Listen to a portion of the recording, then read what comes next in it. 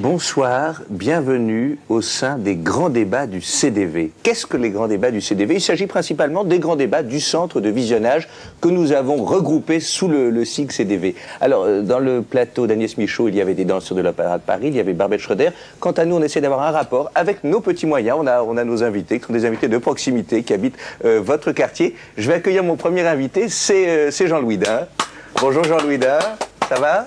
Première télé, Jean-Louis Dain, un tout petit peu le trac. Moi, je viendrai quand vous m'appelez. J'attends. Voilà, dès que je vous appelle, vous venez appeler. Pour venir me placer pour le débat. Vous avez pris vos petites précautions. Oui, Jean-Louis Dain, on va parler un petit peu avec vous. Alors, on va parler de votre métier d'abord. Hein. Vous êtes... Je suis danseur nu. Danseur nu. Oui, tout à fait. Pas de fausse pudeur ni timidité. Vous êtes danseur nu dans un cabaret qui pratique, on ne va pas le nommer, hein, vous auriez aimé le faire, et puis je vous ai dit non, puis merde, et puis ensuite ça... C'est vrai, c'est vrai. Qui pratique l'érotisme, Jean-Louis, de qualité, hein?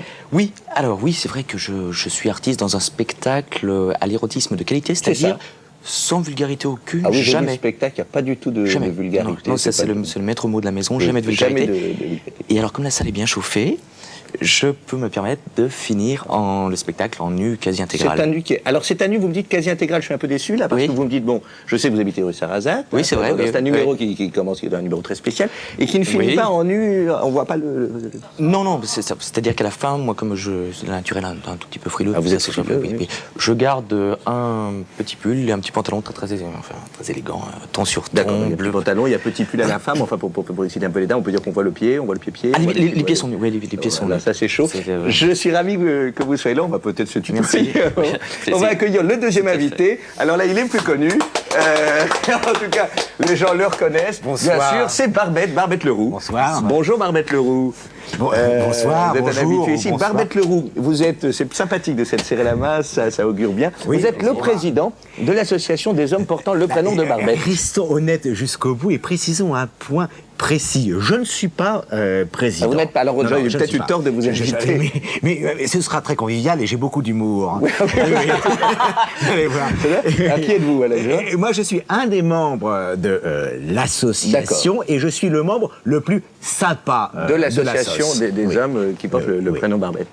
Des Barbettes français. Oui. Je ne m'appelle pas Barbette, mais bien Jean-Louis. Alors, on y reviendra à ça, justement, cette dualité, complexité des prénoms différents, Barbette, Jean-Louis. On va faire très vite. Oui.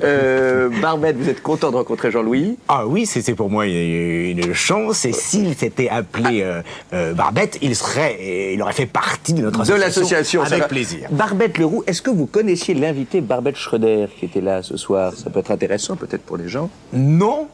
Je connaissais l'artiste, son background, CV national et international, mais non pas l'homme, puisqu'il ne fait pas partie de l'association des Barbettes. De cotisation ou de quelqu'un qui n'a pas vraisemblablement. Non, je voulais dire que moi, bien que m'appelant Jean-Louis, je ne fais pas partie d'une association de Jean-Louis. D'accord. Alors, est-ce qu'il existe une telle association? C'est le débat qui intéresse les gens aujourd'hui. Existe-t-il une association de gens qui s'appelle Jean-Louis?